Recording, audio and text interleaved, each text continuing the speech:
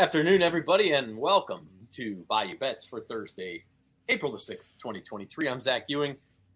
Not wearing the green jacket, but the closest thing I could come up with on this. Yeah, Masters I can't wear green.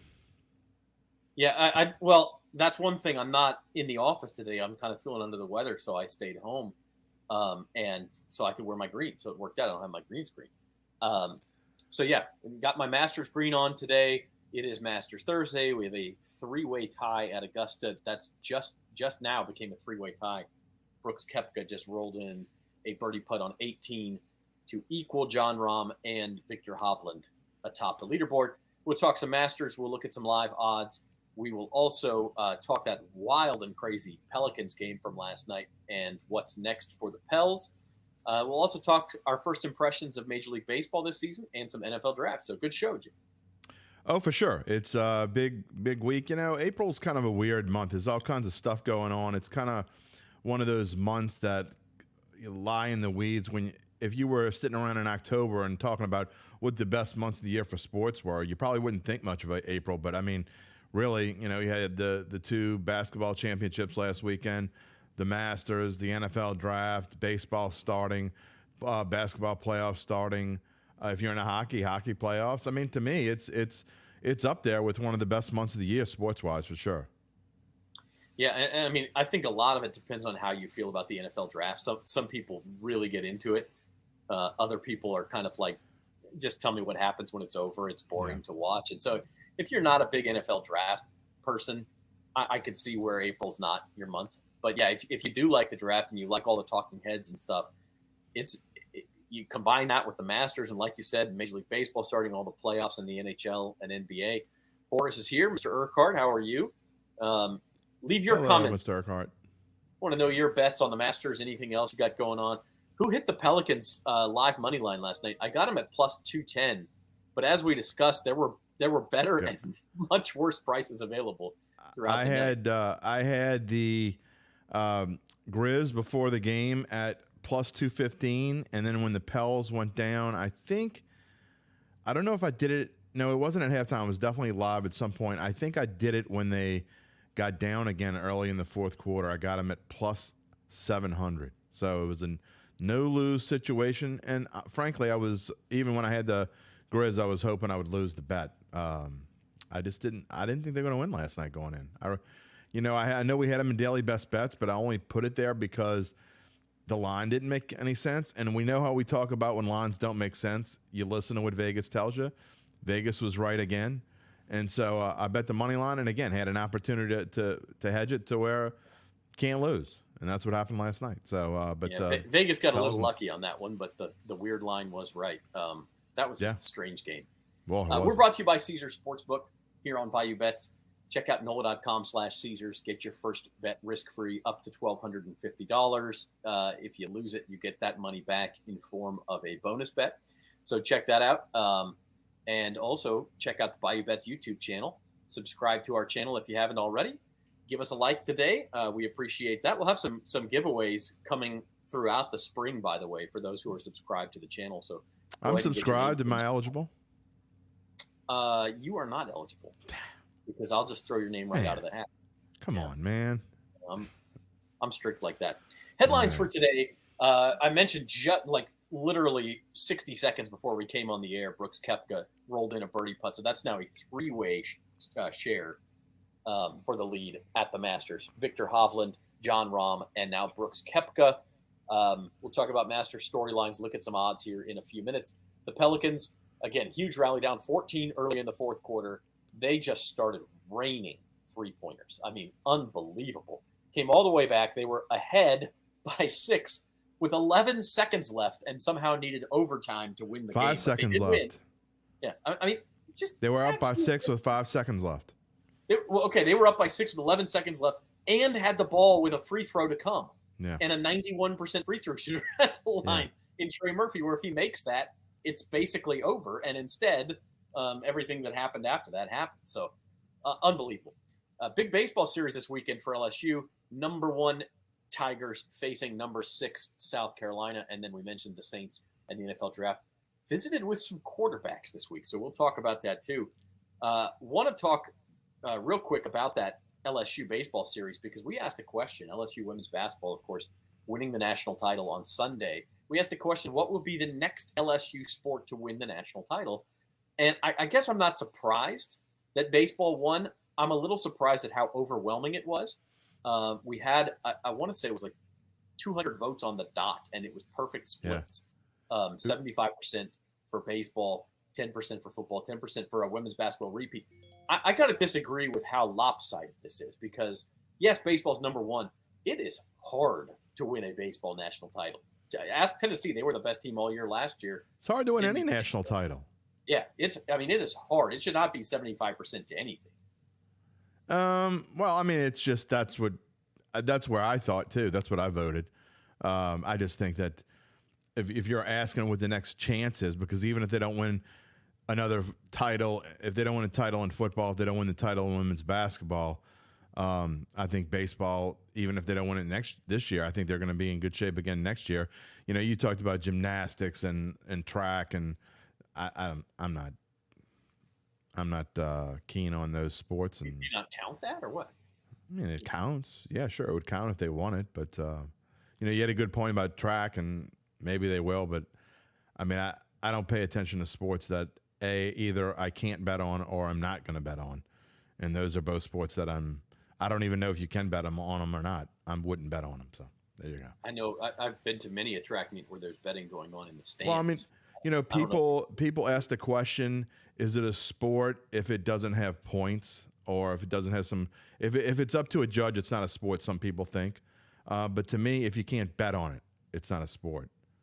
So there you go. I mean, you can bet on the weather. So, well, I'm talking about legally. You can't legally bet on the weather. I understand. I mean, you could make a lot of arguments that way. I'm not going to get into all that, but I do think if we're just talking purely the next chance, the gymnastics team, I think next week's in the national finals with just 7 other teams. They got a chance. Now they're number 6. It's not a good chance. And then track, I think the men's team's number 5, women's team's number 6. They got a chance. So I don't know. I mean, let me know if it happens. I'll be here on the show next Thursday, this Thursday after that. I don't think I have a vacation coming for a little while. So you let me know if they win one of those titles, and I'll put it in the newsletter if you want. I mean, you know, people who subscribe to our – by the way, our newsletter is growing and growing, and if you haven't subscribed to our newsletter, you should, because I think it's – I know I'm biased, but I think it's a pretty good one. It's good stuff. Six days a week, 6 mornings in your inbox, it's all free. The latest Louisiana news. It's free. Louisiana sports news and sports betting news. NOLA.com/Bayou Bets. You put in your email address and you get it automatically. Jerry's here. My man, Jerry. What's up? Back again. We appreciate you. Let's talk some Pels. Right. 138-131 was the final in OT. The Pels covered the closing spread of 6.5, which is just one of those. Like, if you had the Grizzlies plus 6.5 and you didn't do any hedging, I'm sorry. That's just a bad day. Man, that's brutal. Well, we got daily best bets. We got it at 5, but that was before we, you know, I knew something was up earlier in the day. And when I posted it, you know, I was talking with my son. He was like asking me what this line doesn't make any sense. I'm like, you're right. I'm like, they know something and we don't. And at the time it hadn't been announced that Ja Morant wasn't playing. And so you had to figure that he wasn't going to play. And I almost like mentioned it in daily best bets and didn't. And, sure enough, about an hour after I think I posted daily best bets, it was announced he wouldn't play. And I'm surprised it only moved the line 1.5, or really a point, because it was 5.5 in most places. It was 5. I think it was DraftKings at 5, or FanDuel. I don't remember which one. But everybody else was 5.5. So they had already kind of moved the line because they had already kind of known, which was interesting. Yep. It's so interesting how they find these things out, and it doesn't get out till hours later.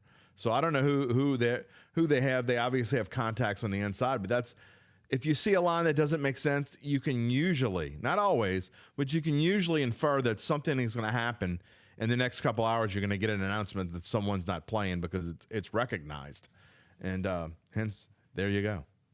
Yeah, and that's interesting. But I mean, the Pelicans, and here's my thing: they showed a lot of grit. They showed a lot of heart, especially after just inexplicably blowing that lead late.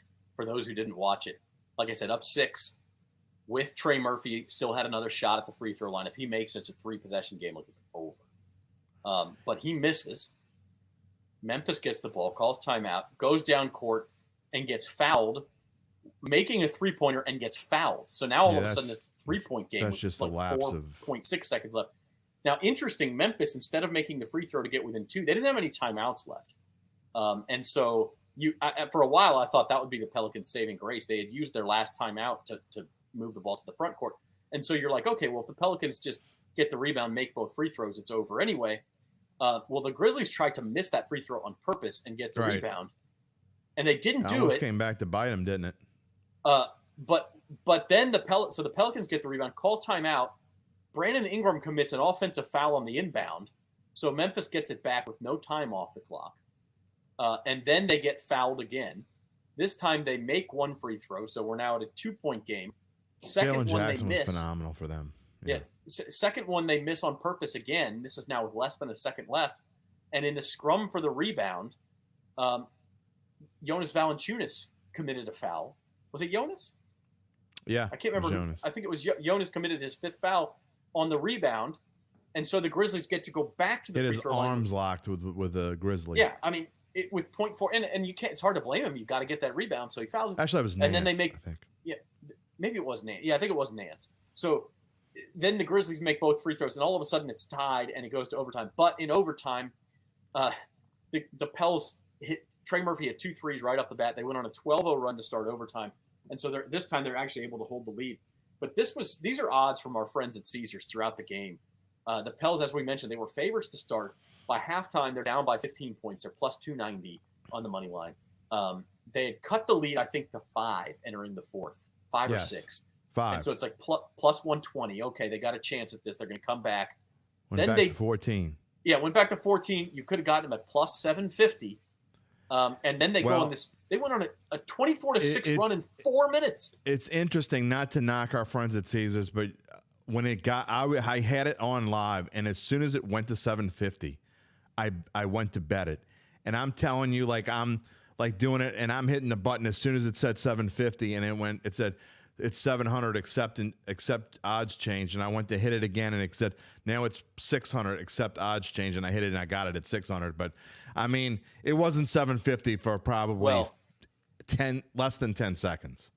So. And this is the problem with live betting, right? It's like you're watching, even if you're not using a streaming service, which if you're using by the way, we could do a whole show on how bad the Sports app is. It is awful. No wonder that company's going bankrupt. That's the worst app I've ever used. Yeah, I don't like it. It is bad. But even if you have like DirecTV or Cox Cable and you're watching the game like actually on live TV, you're still like 10, 15 seconds behind what's actually happening at the Smoothie King Center. YouTube and TV, so those live odds are moving. Any streaming service, really, you're almost a minute behind. Yeah. Realistically, I mean, if you look at the score, will change, and that's why I don't want to have the app open too much on my phone when I'm watching the game, because I'll look and it'll say, it says, oh, it's 50-46. Oh, wait, it's 48-44 on my screen. So you know what's going to happen, and so I try not to leave it open too much. I mean, I would recommend live betting during timeouts only, because I actually would too, for sure. Yeah, you're just not going to get the number you want, or during a video replay or some. Or if you're watching, if the app will change simultaneously. So I mean, if you don't care about it being spoiled, you can watch it, but it definitely does change. You can watch what the score is, and you're going to know what's going to happen.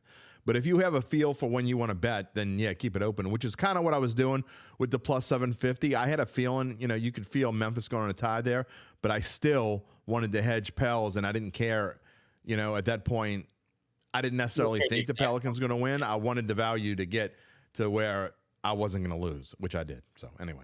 Yeah, and it did change fast, because the Pelicans scored 24 points in 4 minutes, a 24-6 run to go from down 14 to up 4 in 4 minutes. If they had kept up that scoring pace, I know you're not a math guy, Jim, but that's a 288 point pace for the whole game. 24 points. That's all-star game. We can talk about this game we can talk about this game as long as we wanted to, but really let's talk about the Pelicans in the grand scheme of things now. And where, it's so weird that with 2 games left, we still don't know what their postseason future is. I mean, it's a very small chance, but they could still be the 6th seed. I mean, they'd have to have everything go right for them for that to happen. It's probably more likely that they would be the 9 than the 6, but right now you'd have to say there's about a 50 to 60% chance they're going to be the 8. Okay, so if you just think about that 10-game losing streak now, you think about, these are the things that I think about, and I can't help but think about the negative side of things, because if any of these things just change a little bit, how much different the Pelicans' future might look. Because if the 10-game losing streak, if you just win 3 of those, okay, if you just win 2 of them, if you just win 2 of them, if you 2-8 is bad. If you hold on against Golden State, you got a 17-point lead at halftime, and interestingly enough, down by 17 at halftime. Up by 17 at halftime against Golden State and lose. Down by 17 against Memphis and win. So what a weird just series that's going on here, and that's just an 8-day stretch for the Pelicans. But they hold on against Golden State or win 2 out of those 10 in the losing streak, or beat the Rockets on the road. And this is a completely different scenario that they're in right now. And now you're fighting to get as high as you can in the play-in, because as I explained in the newsletter this morning, it is super important to get 7 or 8. Obviously, 7 is the best because you then host that 8 seed, and if you win, you move on and play the 2. But if you lose in that first game, you get another chance. If you get the 9-10, you don't get another chance. You lose that first one, not only do you not get another chance, but if you win the first one, you got to win another one. So it is a huge difference. Yeah, that 9 seed. And not only that, if you get the 9 or 10, you're guaranteed that even if you do advance, you got the 1. So it's not easy. There is a huge difference between 7-8 and 9 and 10. A huge difference. So for people that don't understand that, even if you get the 8, it's way better than getting the 9 and playing at home and then having to go on the road and win again. Yeah, and the way the Pelicans are, if they get the 9, by the way, the 10 seed, who they would have to beat just to stay in it, could be the Dallas Mavericks. Could be Luka Doncic. Very well. I actually think they've got to be the favorites right now if you look at who they have left to play. And OKC kind of seems like they're running out of gas. They're in the 10 spot right now, but Dallas only a game behind it. They're a 10.5-point favorite tonight, but yeah, and we'll see. But the way it comes down to me, barring getting help from Lakers, Clippers, Warriors, it really hurt the Pelicans actually that the Lakers won last night. They could have certainly. That's okay. If the Lakers win and go up to, they're fighting for 5-6, and it's the Clippers in the play-in scrum. Well, the Pelicans own the tiebreaker over the Clippers. Yeah. They do not own the tiebreaker over the Lakers, which means they need the Lakers to lose both of their remaining games to pass them. And the Lakers I think they play Phoenix, who won't have much to play for by then, and then they play Utah at home, who they just beat them on the road in a close game. And so the Lakers probably not going to catch it, but barring any help from the Lakers or the Warriors, the Pelicans are going to come down to, if they can win in Minnesota, they're going to get the 8 seed. If they lose in Minnesota, they're going to get the 9 seed. And so I think I would actually say it's less than 50-50 they get that 8 seed. Oh, I don't. The game against the Knicks matters, but they need help from somewhere to get the thing is higher. The game against the Knicks and if you're talking about 8 seed, the game against the Knicks doesn't matter, because if they beat the Timberwolves, they're going to have the tiebreaker. So that's what it comes down to. You want to beat the Knicks anyway, because you want to have a chance if the Lakers or Clippers do falter. You want to be able to move up wherever you can move up. But in the grand scheme of things, if you're just talking about Timberwolves, who are going to be either the 8 or the 9, then it just comes down to Sunday's finale. So that's exactly right. The only reason the Knicks game Pelicans are going to win that game is if somebody else falters. If the Lakers Pelicans are going to beat the T-Wolves falter, then the Knicks game matters all of a sudden. So you certainly want to win it. It's your home finale, all that kind of stuff. That one's Friday. Then the Timberwolves game Sunday in Minneapolis, and then the play-in, I believe, Tuesday is the 7 versus 8 games, and next Wednesday is the 9 versus 10 games. That's right. And then Friday, a week from tomorrow, would be the last games. I just think it's so interesting that, and I'm not saying give them any wins. If you just throw out that 10-game losing streak, okay, just take that out. They're 41-29 in other games. Again, I'm not telling you to count them as wins or if they won or whatever. I'm just telling you how well they've really played except for that 10-game stretch. And that's, I think a lot of that 10-game losing streak had to do with the post-Zion effect. And kind of like last year, where they struggled in the beginning of the season and went 3-21 or whatever the hell it was. And the Zion questions that follow you and follow you and follow you. And that's where they were. And Zion went out, and I think that it affected them, not knowing what was going to happen there. And you keep saying, okay, we're going to check him. They check him. Okay, now he hurts his hamstring again. So I think they finally said, you know what, to hell with it, Joe Boo. I'll do it myself. I really think that's where they were. And so I think that's how they're playing right now. They're playing like, except for the lapse against Sacramento that you talked about.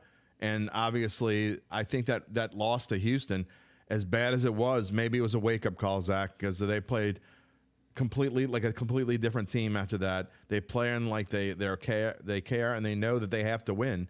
And that's where they are right now. That's why I'm confident they are going to win Sunday. I think they're going to win Friday night in the home finale, too, as well, against the Knicks. And I know the Knicks are a tough team, and they need to win as well, I believe, to move up a spot. But I think that when it comes down to it, they'll beat the Timberwolves, and they'll finish as the 8th seed. And they'll have to go to the Lakers. Yeah, I'm just looking at some scenarios here. If the Pelicans win both and the Lakers win both, but the Clippers and Warriors each lose a game, the Pelicans actually could get a 6th seed because it would be like a 4-way tie, and they would win the 4-way tie. So that's actually not impossible. Well, the way this West Conference race is going, that's kind of how wouldn't you expect something like that to happen. But let's not put the card. I mean, my point of all this is we're 2 games left, and we still don't know what the hell is going to happen. Well, all we know is the Pelicans will have they will certainly have at least one extra game when this is all said and done. They will have an 83rd game. We just don't know where, when, who, what, why. I mean, the 5 things we asked for. We don't know any of those things. How they do on Sunday in Minnesota and how they do in the play-in, to me, comes down to paint defense. They let teams get to the bucket way too easily. By the way, it's looking less. Go ahead. They made all these threes last night, but really that comeback was also due to the fact that they stiffened up defensively a little bit and got Memphis to missing shots. So that's what they needed. You think any of their future opponents are going to leave Trey Murphy wide open? Probably not. But probably not a good idea. I guess I'd rather leave Ingram open for 2 than Murphy for 3, just because of math. But that's anyway. Well, we'll move on. We'll talk some Masters. Yeah, and I know we're going to move on, but I thought that Memphis played that right.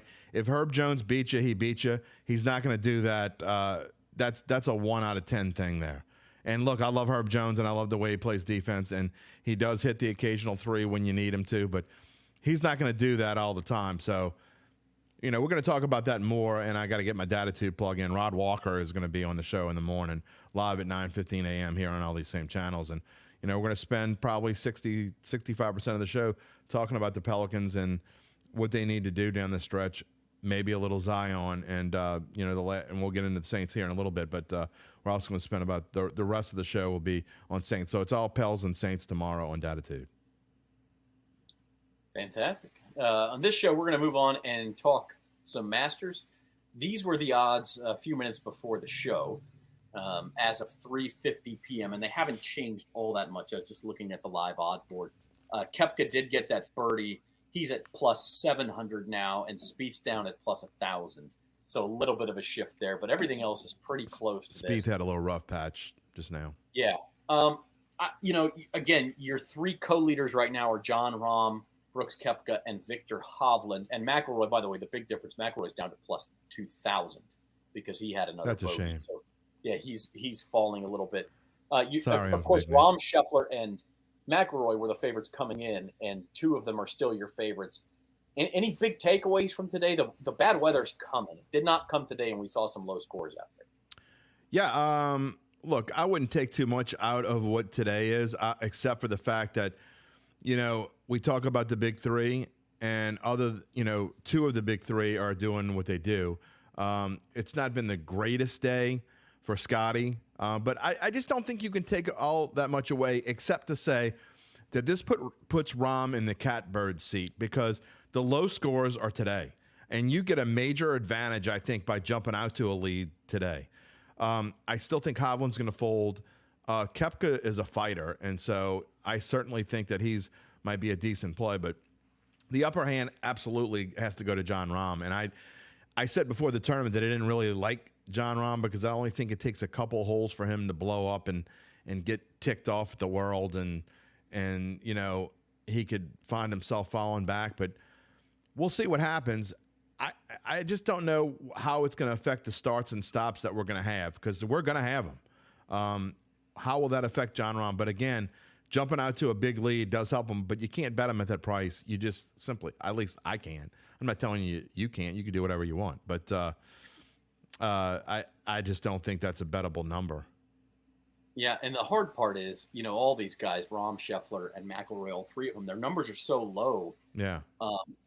Even to begin the tournament, that if you're putting a pretty big chunk on them, and you want to bet 3 or 4 other golfers, all of a sudden, if Rahm or Scheffler or McIlroy wins, even if you have it, you're not going to profit very much. No.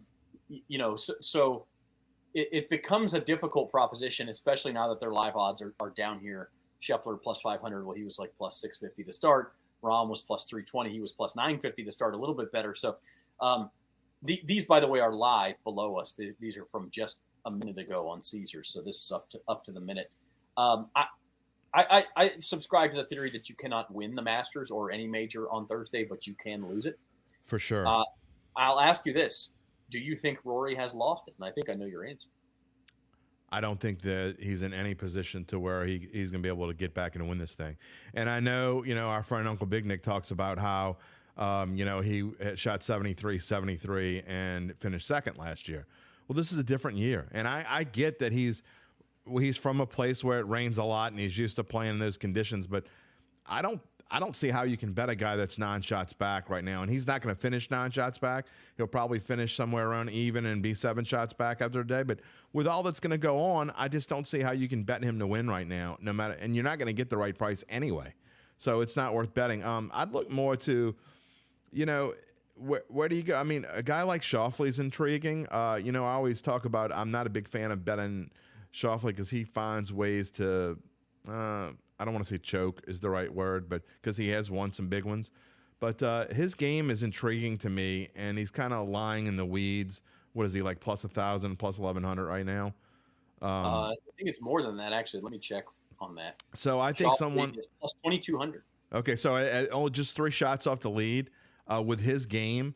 I think he translates to a guy that doesn't mind the start and stop and thing. I don't think that's going to bother him. He's pretty even tempered.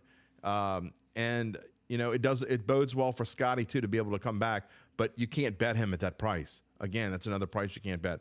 So really right now, and I've got a piece of him already, I think Koepka at plus 700 is a great bet because I don't see him going away. And if you play this out from here 7 times, I think he's going to win at least once. So that's the way that I look at these things. When you give me those numbers, if you play this out 3.2 times, going forward, I don't know that John Rahm wins once. I'd rather have Koepka 7 times than Rahm 3.2 times, if that makes any sense. So I think there's more value in betting a Brooks Koepka, and I certainly think that there's value there. Again, to me, a guy like Schauffele at -4, who's tied for 5th at the moment, I think is a great bet at plus 22.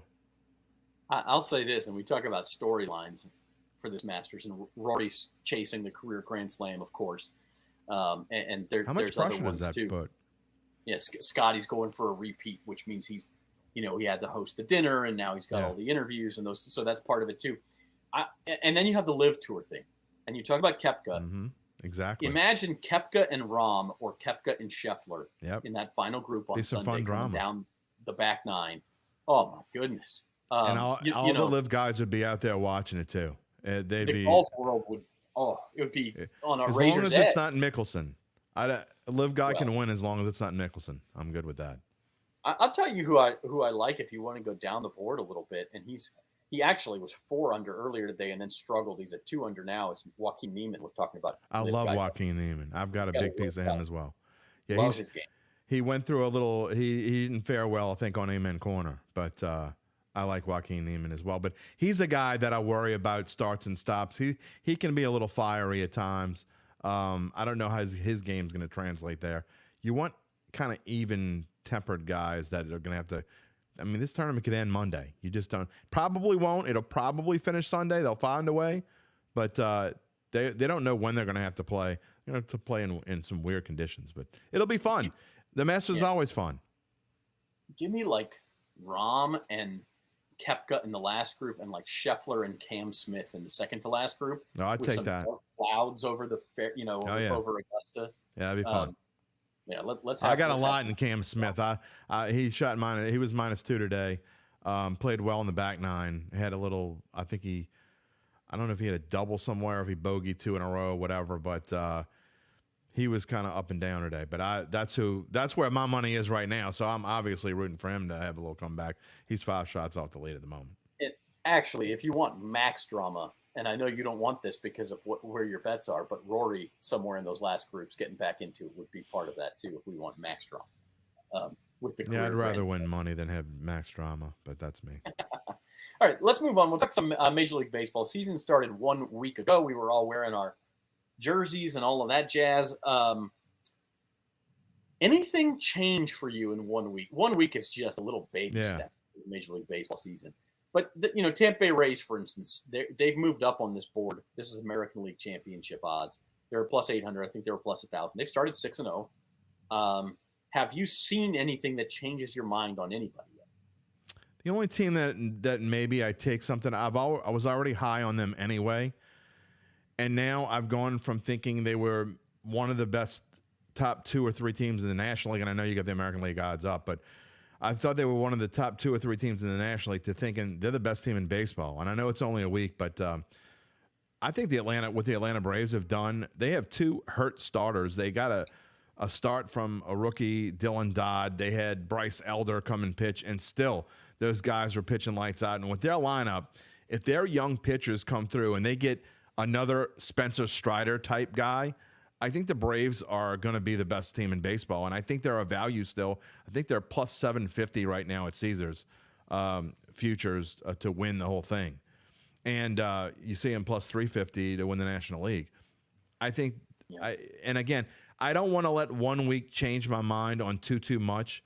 But again, I was on the fence with the Braves anyway, and now I really, if there's anything that's like made me go over a little bit and make me want to place a bet, it's betting on the Braves because look, I just think when they're healthy and the pitching rotation and the depth that they have with these rookies, and you talk about Dylan Dodd and you talk about Bryce Elder, and when these guys come back, can Charlie Morton make it through a season? Does it matter? And you look, Max Fried is who he is, and can Strider do it again? Man, with their lineup, I really think that they could have it all. Yeah, that lineup is terrifying. I mean, it really is. They've had injury problems and all that, but like Michael Harris is batting 6th and Marcell Ozuna is batting 7th and stuff, and like there is no break in that lineup. No. So we'll see. I agree with you. The Braves look real good. The Rays, it's a good start, and I like the Rays. And I know Horace just said people tend to sleep on them anyway. Obviously, a 6-0 start's not going to dissuade you from that. But they've also played the Tigers and the Nationals so far. So it's nice to, yes, you want to take care of business against those teams, and you can't take care of any more business than 6-0. But you'd be real disappointed if they were anything less than 4-2 against that schedule. So they do things so weirdly in Tampa. Just the way they play and pitch. It's a Florida thing. I guess it is. And the Marlins aren't any good, so I don't know. At least the Rays don't play in Jacksonville. Then you get that game. That is true. That is true. I'm just look, and it's hard for me because I've never been an American League guy. I mean, I found myself watching your Mariners because I don't know if it's because I'm invested in them or I like their announcers. First of all, both the TV and radio announcers are great, and that always draws me in because, as a lot of people know, I'm a play-by-play guy on the side, and I've fun always young team too. I mean, fun to watch. They really are, and I've always been a broadcast aficionado, I guess is the way to put it. And so they're a fun team to watch. I like to listen to those guys, and so the Mariners are going to be my team to watch in the American League. But it's just something about American League baseball still, and I know they're trying to make it the same as much as they can, and it's definitely gotten shorter. And I like the new rules so far, but I don't know what it is. It's just something about AL baseball that I have trouble watching some teams in the American League. This is really going to throw you for a loop in 6-7 years when they expand again. There's not even going to be an AL and an NL. You're right. There might not be. Everything. I mean, they all play each other now anyway. They're going to do everything by geography. And that's probably why they're doing this the way they're doing this with the schedule. I don't deny that at all. I think, and look, at this point, if you would have told me that 5 years ago or 10 years ago for sure, I would have said, screw you, baseball, I'm done with you. But I mean, now they've bastardized the game so bad, it is what it is. Nothing is worse than the ghost runner. No, I mean, Nothing. I'm even for robo umpires now. We talked about this off the air. I think the strike zone is so awful. There are very few guys in the majors calling games consistently, or even you know, it's so different one umpire to the next, and some umpires are so inconsistent. We talked about this with some of the guys that we've seen just doing Mariners games the last few days. I'm for the robo ump now, and I never would have thought that I'd be, but if that's, I hope that's the next change, because they should try it. Yeah, and they're trying in the minor leagues, and Yeah. I think it will come. Here's what I have to say about, like, people say, it's just one pitch. You know, I screwed up one pitch, and it wasn't even strike 3 or ball 4. It's just one. Look, Several two things.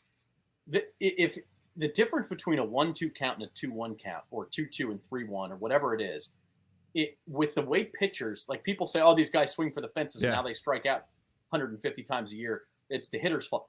These pitchers are witches, man. Yeah. They're throwing these balls that, like, they don't follow the laws of physics. Ohtani. And so, yeah, number one, you can't be taking advantages away from a hitter and make a 3-1 count, a 2-2 count, or take away a walk and make him hit again, or like, it's hard enough to hit. And number two, the umpires, like, they're human beings. I think generally they do a pretty good job, but the more you have movement on a pitch and the more 100-mile-an-hour plus pitches you have, it's harder to call that accurately.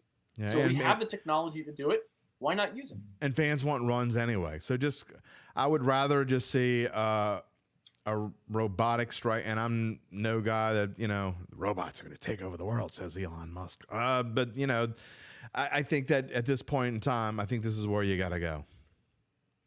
Yeah, I mean, I agree with that. And that's a topic for another day. We'll move on. Our last topic before our rants today is NFL draft. I know some of you were waiting for this. We have some odds movement on the top pick today. Chris Mortensen, ESPN, came out and said, the Panthers don't actually like C.J. Stroud. Everybody should change their mock drafts. It's Whatever. Bryce Young. And the odds shifted. C.J. Stroud at Caesars was minus 250 to be the top pick this morning. You see he's now minus 165. So we have some movement toward Bryce Young. I know that it came off the board, at least at a couple of sports books briefly today. Ultimately, is that a smokescreen to try to get the Texans to stay? I don't know why the Panthers would really care what the Texans do at this point, but who do you think the Panthers take? I can't imagine, and I don't mean this as disrespect to C.J. Stroud. I can't imagine that they're dumb enough not to take Bryce Young. That's what it comes down to. I mean, I don't know who would think that C.J. Stroud is better than Bryce Young, because, I mean, he's got better size. Other than that, Bryce Young, to me, could be the next Drew Brees with speed. I mean, that's how good this kid could be. And I look, as a guy who wants the Saints to win the NFC South, because, I mean, you know, it makes things more fun around here and easier for us to do our jobs when the Saints are good. Please, by all means, Panthers, take C.J. Stroud, but major value on Bryce Young. I don't buy it at all. I would be very surprised, and I would have said this 2 weeks ago, a week ago, and before. Chris Mortensen, who's 83 years old, came out and said this morning, whatever he said, I would be shocked if they maybe not shocked, but very surprised if they don't take Bryce Young, and there's major value at plus 130 there. Yeah, no, I think that's right. It's just They're hard. Not that dumb. There will be a time in the days leading up to the draft when you start to see these odds move fast. And it's just like you said with the Ja Morant not playing for the Grizzlies thing. That's the time to jump on it if you're paying attention. It's going to change. Jump on it. You will see these odds move fast, and it sure. will tell you who the number one pick is going to be. It happened last year with the Jaguars and Travon Walker, who was a long shot, and then all of a sudden Yep. he went from 10-1 to minus 150 in 2 hours. Yep. And you're like, okay, somebody figured something out, and they were right. And somebody it happened knows like the something. day before the draft. Yeah. Yeah. So Somebody got tipped off. It doesn't matter what all these guys say. Yeah, it doesn't matter what all these guys say. It matters what Vegas says. We say that all the time, and that's where we are now. You can like it or not like it and say betting's doing this, and it's yeah, you know, everybody thinks something's ruining the world, okay, in some form or fashion, whether it be sports, politics, whatever. Something's ruining the world, and guess what? None of it's ruining the world. We're all still existing. We're all still enjoying life, and it's the same with Vegas. I mean, you want to know what's going on, watch Vegas, because they know before anyone else knows, and that includes Adam Schefter. Yeah. And Jeff Duncan, yes. for that matter. I agree with that. How about the Saints? Saints have had Hendon Hooker and Clayton Tune, the Houston quarterback, in on visits this week. They're not going to use their first 2 picks on quarterbacks. That would be a total shock. But could you see 3rd, 4th, 5th round they take a young quarterback? I will say this. I think that if they take a quarterback with one of their first 2 picks, their offseason immediately changes from an A- to me to a C. Instantly. They wasted a draft pick. Yeah. It would make 0 sense. And I think the Saints are just throwing up smoke screens. They never pick who you think they're going to pick anyway. But that being said, if somehow, some way, and I don't think it's going to happen, if Hendon Hooker fell to the 3rd pick, to the round 3, which again, I don't think is going to happen. But if somehow it happened, I wouldn't mind them picking a Hendon Hooker there with round 3. But you're talking about someone that's not going to play anytime soon, besides the fact that he's recovering from an ACL injury, and besides the fact that he's going to be 25 years old this year. Jameis Winston is the backup quarterback right now. He doesn't want to leave. Obviously, he loves being here. So he seems content to be the backup quarterback, which means he could be here for quite a while. He could be the next Chase Daniels, right? I mean, he doesn't mind it. So if he's going to stay here for that long, unless someone's willing to say, I'm going to give Jameis a starting job, which I don't think is coming anytime soon. Jameis Winston could be here for 4 or 5 more years and back up Derek Carr that long.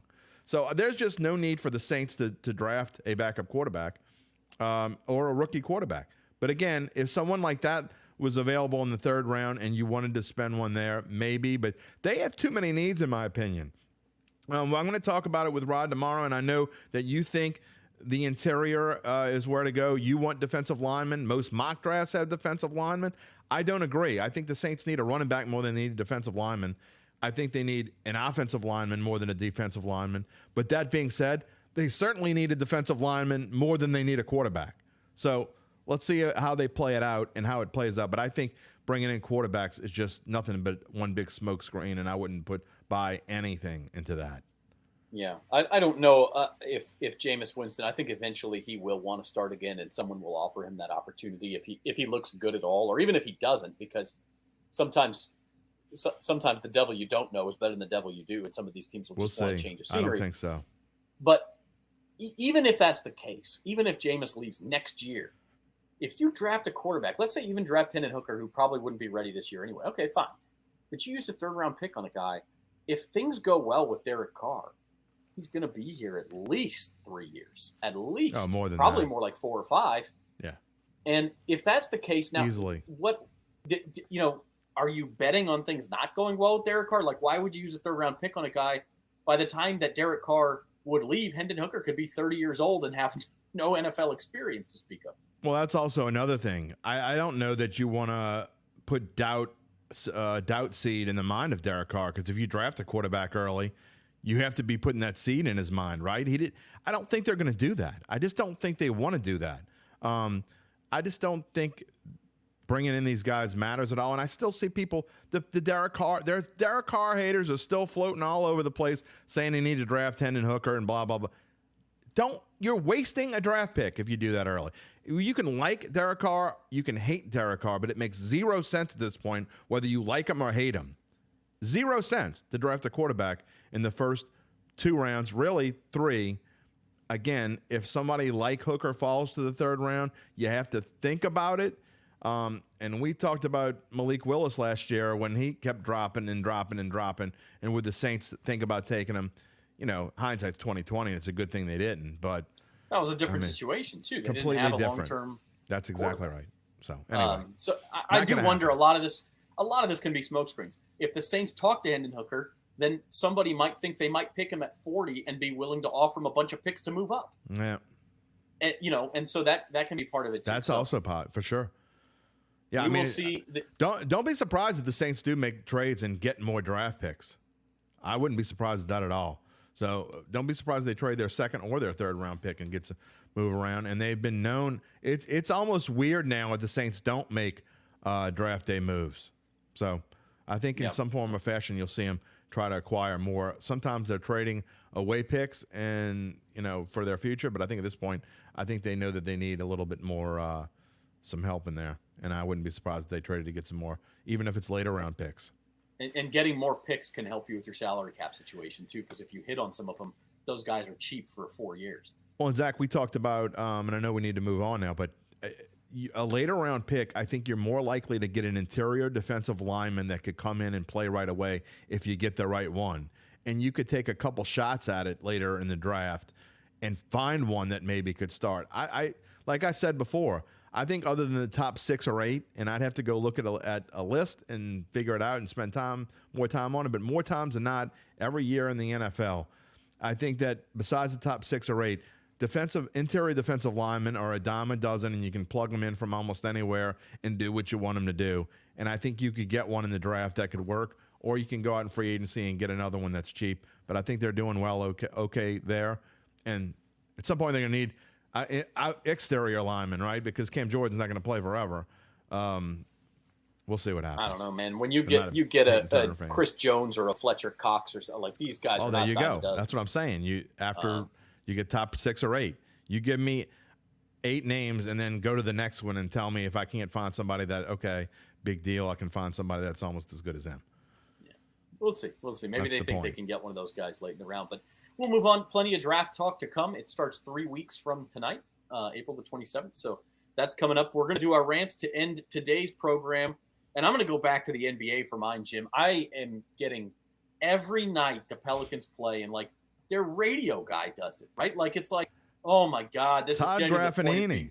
Yeah, he's like, I mean, it's just like, it's like listening to a guy who can't believe what he's watching. And oh my God, they fell behind 15 points in the second quarter. And then somebody will text you and say, oh, I have a friend in Dallas. My Mavericks are terrible tonight. They're down by 20. And you look, I open up the ESPN app and I'm like, they're down by 18 early in the second quarter. Like, have you guys never seen an NBA game before? The game is not over ever in the first half. It's never over in the first half. I don't care if you're down 30. Now, if you're down 30 in the fourth quarter and everybody pulls their starters, okay. But we even saw last night, Pelicans and Grizzlies, the game's almost never over. A 6-point game with 5 seconds left wasn't over. A 14-point game with 8 minutes left certainly wasn't. Like, these teams are so good, they can go on run so fast. You got to stop calling NBA games over or saying a team is up against it. Or like, I'm to the point where I would almost rather be down 10 in the second quarter than up 10 in the NBA. I mean, obviously, you mathematically you can't say that, but it's like the team that's down 10 has this edge, and the team that's up 10 relaxes, and it flips by the third. Like, you see that, so we saw it in the NBA Finals last year. The Warriors did that to the Celtics twice in that 6-game series where they flipped the game around. I just don't. I don't get it. You've seen hundreds and hundreds of NBA games, and people still say these games are over. They're not over. You know what this tells me? It tells me, and boy, we don't have enough people probably watching to get too pissed off about it, but it tells me that there is no defense in today's game, and it strengthens even more the fact that the players from my day, quote unquote, were better players. The game was, if you had a 17-point lead at halftime in 1995 or 2000, it was over. The game was over. Michael Jordan didn't blow 17-point leads. You saw it last night even, and the Lakers didn't win. And it shows what kind of heart this team has, by the way, as I go my ADHD rant. They cut a 20-some-odd deficit to like 6 points, and when they got down by 12 again, they quit like they always do. I mean, but anyway, it goes to your point is there's just no defense, and if anyone wants to have a debate on who's better, Michael Jordan or LeBron James, we can have that friendly debate. I'll set you up, and maybe we'll have a few people on, and we'll debate it all day long. But it's not close, and it goes to show why I can't take any player in today's game as serious as I took them 25, 30 years ago. You really are an old. Oh, I know, and I'm okay with that. I'm okay with that. I'm glad you're okay with it. The rules were different back then, too. Like, number one, nobody took three-pointers. Like, even the team that takes the fewest three-pointers in the NBA today takes way more than anybody took in 1999, first of all. So catching up's a little bit easier, and defending's harder because the floor is spaced. Plus, they don't let you get away with nearly as much physical contact. So yeah, it's easier to come back. It's harder to play defense. I don't think it's any great indictment of modern players' effort or anything. I think it's harder to play defense. It's the reason why I have a hard time watching the NBA when it's not the Pelicans. And the Pelicans are the hometown team. We have to talk about them all the time. I enjoy watching. I like this group of guys. I love the coach.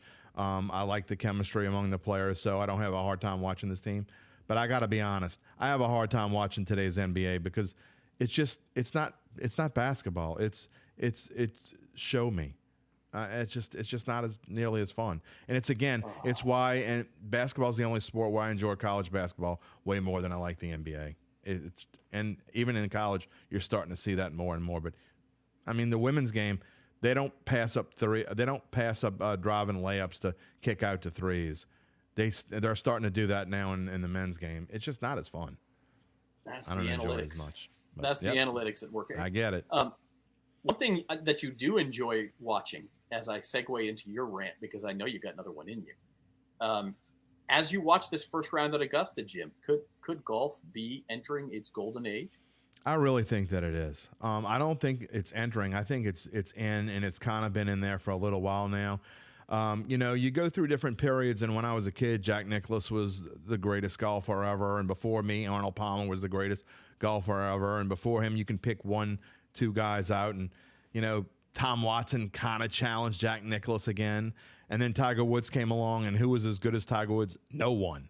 Not even close. And so now we're into an age where as good as guys like Scotty Scheffler are, John Rahm is, as good as Rory McIlroy, there are so many there are 25, 30 fantastic golfers, and it makes golf unpredictable. It makes it fun to watch, and they all pull shots out of who knows where. I mean, it's amazing how good these guys are. And if you have any interest in golf whatsoever, you need to turn on the Masters this weekend, because this is just the start. And again, I have always been a golf fan, but really I found myself the last 5 years, and not just because of betting and makes it, you have a little bit more to root for, but it's just there are so many guys that are in it week after week after week after week.